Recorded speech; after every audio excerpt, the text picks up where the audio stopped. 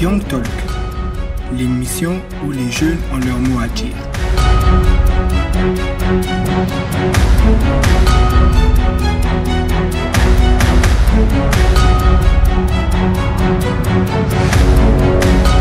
Young Talk, quand la jeunesse prend la parole. Bien le bienvenue, chers tous, dans cette émission où les jeunes ont leur mot à dire, d'où le nom Young Talk. Toujours ici sur le canal de la RTA-OPH Monde, dans ce studio JM, nous recevons une fois de plus un jeune entrepreneur congolais qui va, à travers sa vision, ses exemples, son passé, égayer encore une fois de plus cette émission.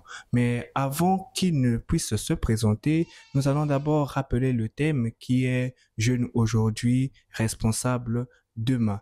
Et notre invité aura l'honneur, sinon le privilège, de nous déballer et de nous étaler tout ce qui nous a emmenés. Bonsoir monsieur.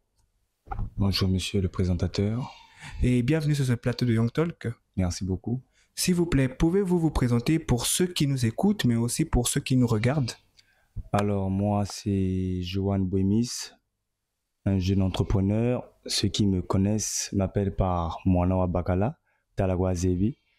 Donc, je suis un jeune entrepreneur et un commerçant en même temps. Voilà. Merci, monsieur Johan, pour cette brève présentation de votre personne. Dites-nous un peu, qui est monsieur Johan en dehors de ce que l'on peut voir sur les réseaux? Alors, monsieur Johan est un citoyen congolais qui se démerde dans la société à pouvoir subvenir à ses besoins. Et compte tenu de tout ça, je suis un homme battant. Je me bats énormément pour pouvoir réaliser des projets. Dites-nous un peu, qu'est-ce que vous entendez par homme battant? Homme battant, c'est quelqu'un qui se bat tous les jours pour réaliser un truc. Un homme battant, c'est quelqu'un qui a la vocation de se lever le matin et de vouloir réaliser ses rêves, en fait. Donc, un homme battant, c'est quelqu'un où son seul but, c'est de réussir. C'est de réussir, c'est de se battre en tout et en toute chose. Si vous devriez choisir un mot pour vous, décrire tout ce que vous vivez en tant qu'homme battant, ça serait lequel? Un homme battant, tout simplement aussi. Le même mot? Le même mot. Il est passe-partout, ce mot-là, apparemment. Il est passe-partout. Donc, retenons qu'un homme battant que nous recevons aujourd'hui a beaucoup de casquettes. Il a dit il est commerçant. Dans quoi exercez-vous principalement? Dans le commerce de la boisson. Je vends des bières dans le bar de ma mère et je gère une salle de jeu, ce qui fait partie du commerce. J'ai un salon de coiffure aussi. Donc, c'est ça. En tout cas, vous avez beaucoup de casquettes, mais nous, on va d'abord s'intéresser sur la casquette de jeune entrepreneur parce que, on va le rappeler, vous êtes d'abord jeune, mais cela ne vous empêche pas de vous battre pour réussir. Comme vous avez dit, vous êtes un homme battant et un jeune homme battant. Dites-nous un peu, d'où vous est venue l'idée de vous lancer dans l'entrepreneuriat? D'où m'est venu? En fait, tout est venu de ma mère parce que à l'époque, chaque fois quand je venais lui voir pour lui demander de l'argent, elle avait tendance à me refouler. Elle me disait toujours que non, toi, les enfants de ton âge travaillent déjà. Les enfants de ton âge font déjà quelque chose. Ne compte pas sur moi. Faut te démerder toi-même et tout. Tu dois te débrouiller toi-même dans la vie. En fait, c'est tout le temps cette énergie qu'elle m'a toujours envoyée qui m'a motivé aujourd'hui à pouvoir réaliser ce que j'ai aujourd'hui. Parce que chaque fois, c'était très compliqué. Même pour subvenir à mes petits besoins, je demande à ma mère. Elle m'envoie balader. Et je me suis toujours efforcé à avoir des économies épargnées pour pouvoir réaliser ce que j'ai toujours voulu faire. Donc, la principale source de motivation, c'est le fait que votre mère vous ait laissé couler dans le grand bain, en fait. Voilà. Si elle n'avait pas fait, je pense pas que vous seriez là où vous êtes aujourd'hui. Effectivement. Donc, nous remercions votre mère, nous la saluons aussi, parce que grâce à elle, aujourd'hui, son fils est un homme accompli, on va dire. Disons, accompli, c'est peut-être pas le mot parce qu'il y a encore beaucoup d'autres choses à accomplir. Et ce que je vis, c'est seulement l'instant présent. Je sais pas ce qui va se passer au futur lointain et tout. C'est Dieu seul qui sait en fait. D'accord, mais comment pouvez-vous définir l'entrepreneuriat selon vous? Parce qu'on aime bien avoir la définition de tout un chacun. Parce qu'une définition générale, c'est pas trop, on va dire, bien. Parce que chacun doit apporter sa touche personnelle. Bon, pour moi, ce que je pourrais dire de l'entrepreneuriat en deux phrases, c'est d'abord, premièrement, l'entrepreneuriat est un état d'esprit. Et un entrepreneur, c'est celui qui trouve des solutions à des problèmes. C'est-à-dire que lorsqu'il y a des situations quelconques, l'entrepreneur peut trouver une solution plus simple à pouvoir régler ou obtenir ce qu'il veut avoir, tout simplement. Vous, quand vous êtes lancé, quelles étaient les solutions que vous avez apportées? Parce que vous avez dit que vous avez un salon de coiffure, vous avez une salle de jeu et, entre parenthèses, vous travaillez aussi pour votre mère. Quelles sont les solutions là que quand vous avez créé tout ça, vous êtes venu dire que là, ça, c'est moi, je fais? Quelles sont les solutions? Déjà, les solutions, vous savez, c'est l'état d'esprit, hein. L'état d'esprit, déjà, la motivation du commerce que j'ai aujourd'hui, c'est à travers ma mère. Donc déjà, elle, en étant commerçant, et vu qu'elle m'a tout le temps poussé dans le commerce, c'est ce qui a fait en sorte à ce que j'établisse le projet que je viens de réaliser là. Et chaque jour, c'était pas facile. C'est pas facile parce que lorsqu'on veut réaliser des projets, on veut réaliser un projet, on se bat énormément pour que ce projet-là aboutisse à quelque chose. Donc, en fonction de tout ça et les solutions qui m'ont permis à pouvoir réaliser ça, je pourrais dire en quelque sorte, en fait, c'est l'énergie tout simplement de ma mère, sa façon de me parler, sa façon de me ramener sur le droit chemin, sa façon de me faire avancer et les conseils qu'elle m'a tout le temps donnés pour pouvoir réaliser ce que j'ai aujourd'hui. Dites-nous un peu, vous avez rencontré des obstacles? Effectivement. Pas mal, beaucoup, pas assez? J'ai rencontré beaucoup d'obstacles. Déjà, à la première lancée de ma salle de jeu, je me souviens, je me suis d'abord renseigné avant de lancer ce projet-là. Quand je me suis renseigné, j'ai eu à avoir des conversations avec des gens qui avaient déjà des salles de jeu. Malheureusement, ces gens-là me démotivaient toujours. Donc, ces gens me faisaient toujours comprendre que non, actuellement, la salle de jeu ne marche pas. C'est pas évident que tu te lances dans ça, change de projet et tout. Les gens me faisaient comprendre que la salle de jeu marchait plus à l'époque qu'aujourd'hui. Mais moi, je me suis dit, bon, si j'ai un rêve, je vais le réaliser. Et j'avais tous les atouts nécessaires qui pouvaient me permettre de pouvoir réaliser ce projet. Et du coup, je me suis dit que je ne devais pas me contenter de ce que les gens me racontaient. Il fallait que moi-même, je vive ça sur le terrain et pour pouvoir établir et voir ce que ça allait donner en fait. Et d'où c'est parti comme ça. Par rapport à ce que vous avez vécu sur le terrain aujourd'hui, vous êtes à quel niveau? Vous dites que j'ai fait le bon choix ou vous regrettez un peu? Déjà, premièrement, je ne regrette rien du tout. J'ai accompli quelque chose que beaucoup de jeunes n'ont pas accompli. Et en tant que jeune entrepreneur là où je suis, je viens de réaliser quelque chose de très important. Parce qu'aujourd'hui, ma salle de jeu, déjà, c'est une salle de jeu moderne avec les toutes dernières générations de consoles. Et en ce qui concerne même le chiffre d'affaires, moi-même, je m'y attendais pas. Je fais des gros chiffres d'affaires aujourd'hui, malgré les perturbations de l'électricité, mais j'arrive quand même à m'en sortir. Et ça marche vraiment. Donc, la population a bien reçu cette salle de jeu, vu que vous faites des chiffres énormes. Oui, je fais des chiffres énormes. Et déjà que je suis pratiquement le seul qui a une salle de jeu moderne dans mon quartier. Parce que la plupart des salles de jeu qui sont à Makelekele, la plupart des salles de jeu sont pas si modernes que ça. D'autres sont en tôle, d'autres ils ont des anciennes générations de consoles telles que les Play 2. Alors que moi, dans ma salle de jeu, il y a des Play 4, il y a des Play 5, il y a des casques virtuels, il y a tout ce qu'il faut en fait. Donc vous avez apporté la touche de nouveauté dont votre quartier avait besoin en fait. Oui, effectivement, c'est ça. C'est une fierté pour vous d'être le premier à avoir fait ça? C'est une fierté pour moi et j'ai toujours voulu être le numéro un. C'est pas vraiment comme de la compétition, mais pour moi, ça ressemble à une compétition. Parce que si aujourd'hui, il y a une salle de jeu qui venait s'installer dans ma zone, et en voyant cette salle de jeu-là, si je remarquais que cette salle de jeu était plus moderne que la mienne, je pense que là, je devrais quand même me remettre en question. Vous voulez toujours être le numéro un, en fait. Et oui, j'ai toujours voulu être le numéro un. Et actuellement, vous êtes le numéro un. Actuellement, je suis le numéro un à Makelekele, je précise. Donc, on vous félicite pour cela. Ça fait plaisir de voir que vous êtes combattant, comme de le répéter depuis le début de l'émission.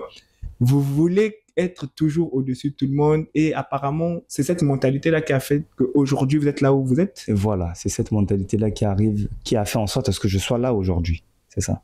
Mais quand dites vos concurrents vous regardent, est-ce qu'ils n'ont pas la volonté aussi de faire comme vous?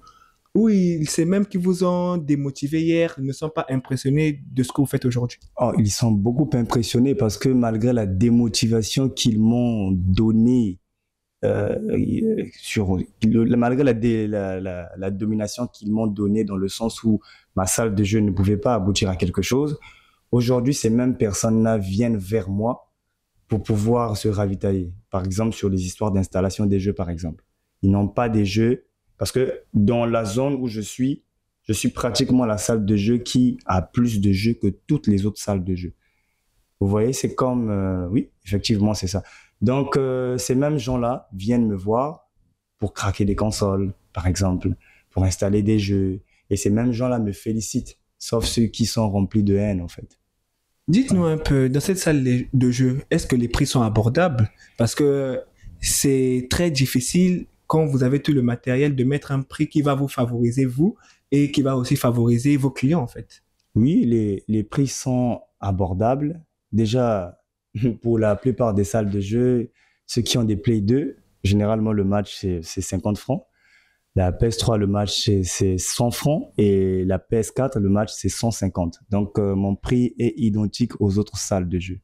Vous avez gardé la touche authenticité congolaise, en fait. Oui, j'ai gardé l'authenticité congolaise. Je n'ai rien changé. Tout est identique. À part juste le fait que vous avez toutes les dernières générations de consoles. Effectivement. Le reste, vous restez dans l'éthique du pays. Je reste dans l'éthique du pays. Je ne peux pas déborder, sinon ça serait un peu malsain. Oui, si vous débordez, qu'est-ce que les gens ne vont pas dire? On est dans un pays où, quand on a on va dire, tout ce qu'il faut et qu'on met ça à un prix un peu exorbitant, les gens ne voient pas que le matériel coûte cher. Ils voient juste le prix. Les gens, ils voient juste le prix. Mais malgré ça, il y a toujours des gens qui trouvent que c'est beaucoup, en fait. Bon, je peux peut-être comprendre que c'est peut-être en fonction de la situation financière de certaines personnes. Mais sinon, ça, les tickets restent toujours pareils. D'accord, merci. On va demander une page de publicité au niveau de la régie et nous allons revenir pour continuer dans cette très belle émission qui est la nôtre, la régie à vous. Notre maison de communication visuelle en République du Congo.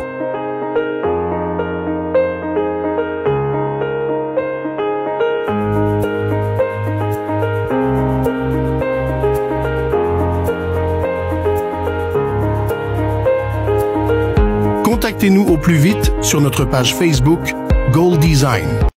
Merci beaucoup à la régie. Toujours dans cette émission avec notre invité, Monsieur Johan, qui ne cesse de nous déballer beaucoup d'informations très captivantes au sujet de son parcours entrepreneurial. Mais dites-moi un peu, Monsieur Joël, par rapport à ce thème que j'ai évoqué, jeune aujourd'hui, responsable demain, que pouvez-vous dire? Jeune aujourd'hui, responsable demain. Jeune aujourd'hui et responsable demain. Aujourd'hui, quand on se réveille le matin, il faut savoir d'abord premièrement ce que l'on cherche.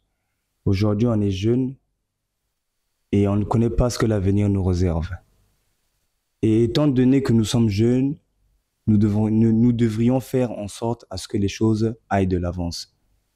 Parce qu'il y a ces jeunes aujourd'hui qui traînent à la maison, qui ne font absolument rien, qui dépendent encore des parents. Je m'adresse surtout à ces jeunes-là qui sont encore chez les parents, en fait. qui ne savent pas comment se démerder dans la vie. Parce que demain, on est appelé à être des responsables. Demain, pour des jeunes comme moi, il y a des jeunes qui auront des enfants, des femmes, ils seront au foyer et tout. Et compte tenu de ça, l'avenir se prépare dès aujourd'hui. On n'attend pas à préparer l'avenir demain ou après-demain, non. Donc, c'est tout ce que je peux dire là sur ça. En tout cas, merci. Nous voyons que ce thème vous touche parce que vous êtes jeune et vous avez commencé à préparer votre avenir parce que vous avez vu que vous ne pouvez pas trop dépendre de votre mère. Voilà. Le fait que votre mère vous ait dit que non, là, je ne te donne plus rien, a fait qu'elle est assurée que demain, vous allez finir quelqu'un de grand. Voilà, c'est ça en fait. Dites-nous un peu, quelle est la différence entre un jeune qui rêve encore et un jeune qui s'est déjà mis au travail, qui agit en fait? Un jeune qui rêve encore et un jeune qui s'est déjà mis au travail. C'est comme je l'ai dit, un jeune qui rêve encore, c'est celui qui est sur le toit de ses parents. Pas qui va faire, c'est une maman qui va faire. Donc en fait, lui, toutes ses pensées reposent sur ses parents. Mais un jeune, le deuxième, un jeune Qui agit, qui voilà. travaille. Un jeune qui travaille, c'est comme je l'ai dit dans le premier chapitre, c'est un jeune qui est battant. C'est quelqu'un qui se bat énormément pour sa vie, pour sa situation financière et ne pas dépendre de qui que ce soit. Dites-nous un peu, donc c'est mauvais d'être un rêveur. C'est vraiment mauvais d'être un rêveur. C'est mauvais d'être un rêveur. Dans la vie, il faut se battre. Mais vous ne pensez pas que tout projet commence par un rêve? Oui, tout projet commence par un rêve, c'est vrai. Mais quand tu ne réalises pas ce rêve et que tu rêves chez toi-même, ça n'a pas de sens en fait. Parce que pour réaliser ce rêve-là, il faut qu'il y ait des actions, il faut qu'il y ait des actes, il faut travailler. C'est pas en restant à la maison en regardant des telenovelas par exemple, ou bien regarder Netflix que le rêve va aboutir. Aujourd'hui, avec votre salle de jeu, avez-vous des employés ou vous êtes le seul gérant? J'ai un employé dans ma salle de jeu. C'est un jeune aussi battant comme vous? Oui, c'est... Bon, je ne sais pas si je peux dire battant, mais c'est un jeune qui prend son travail au sérieux. Ce qui fait que vous avez confiance en lui. Non. Comment ne pas avoir confiance en quelqu'un que vous employez? La confiance, c'est un peu compliqué. C'est un peu compliqué. Lorsque quelqu'un travaille pour vous, vous savez que lorsque le soir on fait les comptes, à la fermeture de la salle, parfois quand tu essaies d'évaluer les recettes et tout, tu te poses la question, tu te remets en question, tu te demandes, tu poses la question à ton gérant, tu lui demandes, c'est tout ce que tu as fait comme recette? Il me dit que oui chef, c'est tout ce que j'ai fait et tout. Après il me raconte des discours. Vous savez que parfois tout ça, ça donne un manque de confiance, mais je ne peux pas lui dire que je ne te fais pas confiance. On essaie de se battre malgré que ça ne marche pas parfois. On essaie toujours d'être positif. Donc, avez-vous pensé déjà à le changer? Parce que comme vous n'avez pas confiance en quelqu'un, c'est avec un peu de réticence que vous laissez parfois la salle de jeu. Oui, j'ai déjà pensé à le changer, mais pour le changer, il faudrait qu'il commette des graves erreurs en fait. Oui, qu'il commette des graves erreurs, c'est pas avec des petits blâmes par exemple que je vais... Mais vous ne pensez pas que vous aussi, parfois votre mère, quand vous travaillez pour elle, elle a envie de vous virer? Bon, pour ce qui est de ma mère, je ne sais pas vraiment, je sais pas ce qui se passe dans sa tête. Peut-être que ça peut arriver que selon elle, vu ma façon de travailler, parce que je ne suis pas parfait, il y a des erreurs que je peux commettre aussi, que ma mère ne pourra jamais accepter. Et compte tenu de ça, ça peut arriver aussi, parce que c'est un être humain aussi, donc j'ai le droit de faire des erreurs comme tout le monde. Ce qui veut dire que votre travailleur, c'est le droit de faire des erreurs comme tout le monde. Effectivement, j'ai pas dit le contraire. En tout cas, nous saluons votre travailleur, espérons que un de ces quatre, vous allez lui faire confiance, ou un de ces quatre, il va devenir comme vous voulez qu'il soit. On verra bien. Parce que on va dire que votre image, votre représentant, c'est lui. Oui, c'est lui qui me représente. Même actuellement où je suis sur ce plateau, c'est lui qui me représente là. Donc, on lui souhaite beaucoup de courage parce que son patron est quelqu'un de très rigoureux.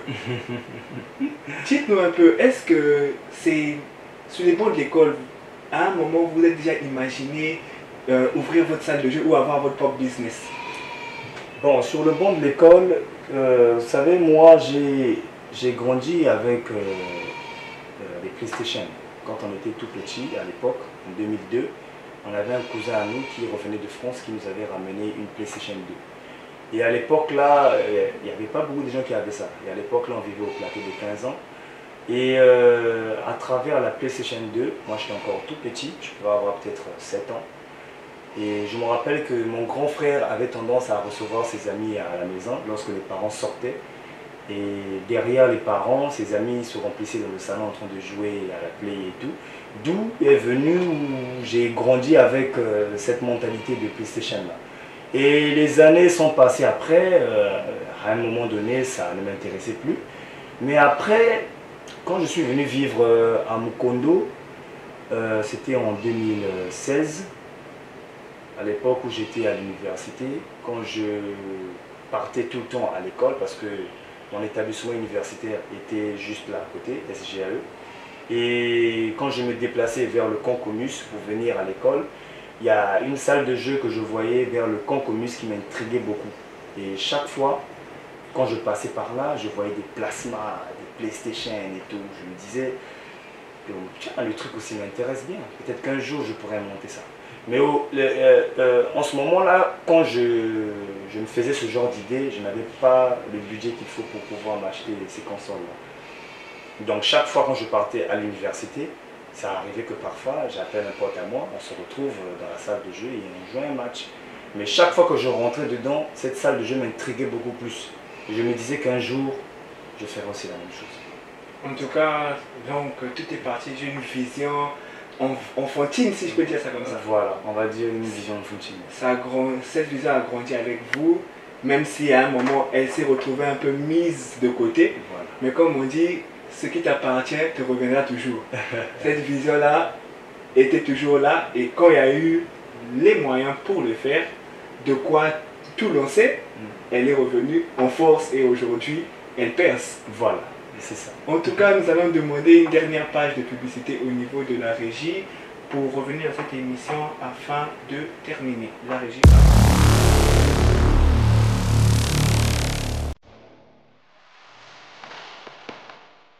ED Mossala Agency, notre cœur de métier. Nous développons l'identité visuelle globale de votre marque. Stratégie de marque, logo, charte graphique, design, impression et digital, support de communication et campagne publicitaire. ED Mossala Agency, bien plus qu'une agence de com visuel, avec la team Mossala Production. On raconte votre histoire en vidéo, photo, motion design. Team Mossala Event. On sublime vos événements en live.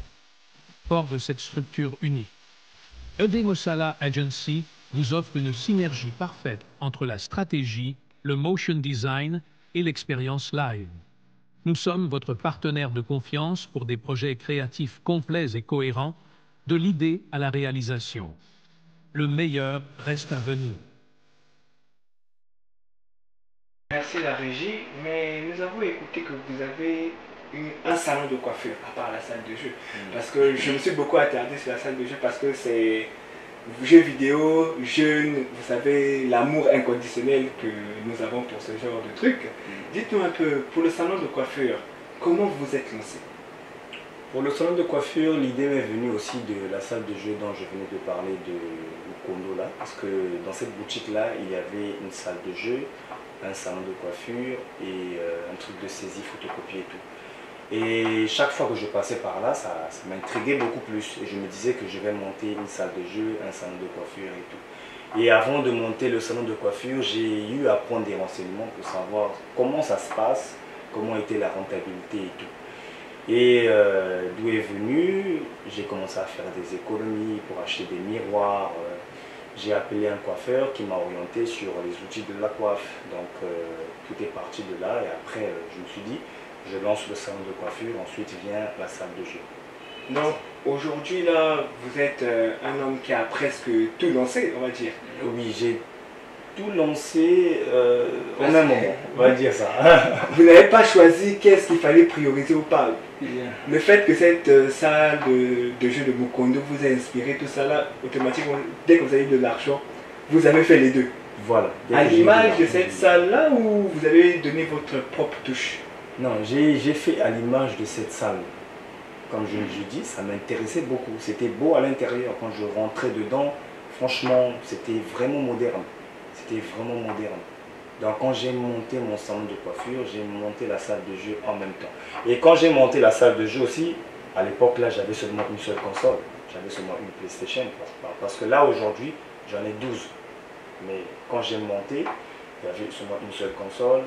Et à la base, le vrai projet c'était même le salon de coiffure, c'était même pas la salle de jeu. Donc lorsque j'ai trouvé une boutique qui était assez vaste, je me suis dit que dans cette boutique là je pouvais encore ajouter des choses à l'intérieur. C'est ça. Donc, le salon de coiffure est plus rentable que la salle de jeu? Non, c'est la salle de jeu qui est plus rentable que le salon de coiffure. Le salon de coiffure est vraiment rentable quand c'est vous-même le coiffeur.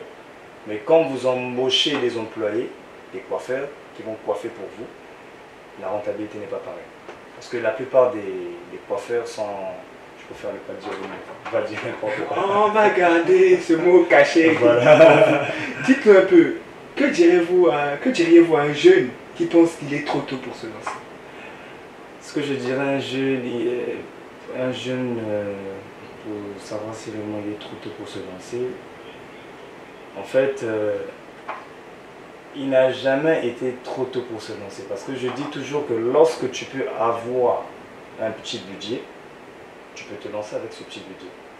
Parce que ici, l'entrepreneuriat, c'est pas seulement les administrations, les entreprises, même par exemple pour une femme, si elle vend ses ciboules, elle peut faire sortir une table, elle met dans le marché, elle vend ses ciboules et ses tomates, ça fait déjà partie de l'entrepreneuriat. Donc même avec un petit budget de 15 000, par exemple, pour certaines personnes, ils peuvent faire par exemple des bissap, des tanawis, des yaourts, ça fait partie de l'entrepreneuriat.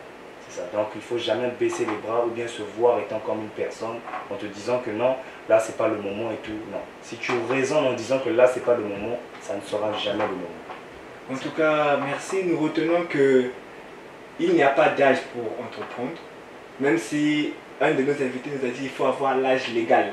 Pour lui, l'âge légal, c'est l'âge où, quand tu vas entreprendre et s'il y a une prime de risque, c'est toi qui vas endosser, pas des tuteurs qui vont venir endosser parce que tu as eu les yeux plus gros que le vôtre. Bon, ça c'est sa conception. En tout cas, chaque entrepreneur qui passe sur ce plateau a sa conception et sa vision des choses. Dites-nous un peu où vous vous voyez dans 5 ans avec tout ce que vous avez lancé. Où je me vois dans 5 ans. Bon. Vous savez, moi, à la base, quand j'étais tout petit, je ne rêvais jamais d'une salle de jeu. Mais ce sont les moyens nécessaires qui ont fait en sorte à ce que je me retrouve dans cette activité-là. C'est ça. Donc, étant tout petit, je rêvais d'être pilote. Mais ça, on va dire peut-être que... Parce que tout le temps, quand j'en parlais à ma mère, elle se disait, bon, tu regardes trop de films. C'est un rêve d'enfant. C'est un rêve d'enfant. Donc, je suis allé à l'école, j'ai un bac plus 3, et je me dis que je me vois dans 5 ans en train d'innover, monter des projets. C'est pas seulement la salle de jeu, hein, ça peut être des projets différents. Avoir des activités, avoir des entrées partout. C'est-à-dire, en fait, je me vois étant comme un businessman, en fait. Comme un businessman, et c'est ça. En tout cas, nous vous souhaitons que le meilleur pour ces 5 ans-là. Parce que ce qui est bien, vous êtes déjà mis en route et vous connaissez déjà la difficulté du terrain. Effectivement. Et vous savez quelles sont les armes nécessaires pour pouvoir dépasser tous ces obstacles devant vous. Voilà. Nous sommes à la fin de cette émission. Nous allons vous laisser l'occasion de faire des coucous à vos proches, de saluer qui vous voulez. En tout cas, l'espace est à vous. Déjà, merci de m'avoir invité sur ce plateau. Le plaisir est partagé. C'est la première fois que je participe à une émission. Quand on m'a parlé de ça, c'est un frère Disney. On a fréquenté dans le même établissement universitaire. D'abord, je tiens à le remercier parce que c'est grâce à lui que je me retrouve ici sur ce plateau. Donc, des personnes à saluer. Il y a ma mère qui va regarder la vidéo très bientôt parce que je vais parler de ça. Il y a ma soeur, il y a mon pote qui n'a pas pu être là, malgré des différentes raisons. Et il y a ma femme aussi. On va dire ma petite amie parce que je ne suis pas marié. Et je fais coucou à mon fils, Henri, Jaden. Et ma femme, je précise le nom, parce que si je ne mentionne pas le nom, elle va se faire des idées. Voilà, Mara, on va dire ça. Coucou Mara. En tout cas, merci. C'était un plaisir pour moi de vous recevoir sur ce plateau. Vous êtes venu avec votre vision, votre passé et votre vie actuelle. C'est ce parcours entrepreneurial qui n'est pas facile, mais que vous avez décidé d'enjamber et que, je veux dire, vous êtes sur la bonne voie de la réussite. En tout cas, moi, en tant que présentateur de Young Talk, je vous souhaite que le meilleur. Merci, monsieur le présentateur. Nous remercions la RTAOPH Monde qui ne cesse de nous donner ce magnifique locaux dans lequel nous avons le plaisir de recevoir nos différents invités. Nous remercions nos partenaires de tous les jours. J'ai cité Gold Design, AG Production, Team Moussala Production. Nous remercions le régisseur patron Cédric Chris Kouzaba, dit le Diablotin, et toute son équipe de la régie. Nous remercions les cadreurs par excellence. Oui, par excellence. Pourquoi? Chaque fois, ils se démerdent, comme l'a dit, à venir faire que cette émission soit, on va dire, bien filmée, pour que les gens puissent bien nous voir en 4K. En tout cas, je vous salue, les cadreurs, on va dire les meilleurs du monde. Continuez d'apprendre, on est ensemble la grande équipe de la RTAOPH Monde. Nous saluons les designers, ceux qui, tout à l'heure, on va vous donner la fiche à publier, faite par un grand LGR Moussala. C'est lui qui a la conception de tout ce qui concerne Young Talk. En tout cas, LGR Moussala, on te salue. Dachidrak aussi, on te salue. Nous remercions le directeur départemental de la RTAOPH Monde, Sechi la merveille, qu'on appelle affectueusement Papa Sechi, parce qu'il nous aide, il nous fait grandir, c'est notre éducateur, on va dire. Nous remercions tous ceux qui like, abonnent et partagent nos vidéos. En tout cas, faites abonner vos familles, faites abonner votre petit ami, même votre fils, c'est un cadet qui va s'abonner. En tout cas, c'était votre présentateur Giflo qui vous dit au revoir et à la prochaine occasion dans cette émission qui est la nôtre.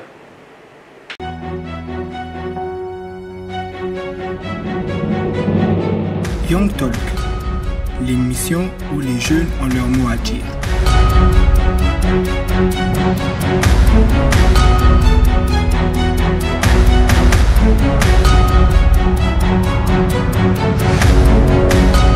Young Talk, quand la jeunesse prend la parole.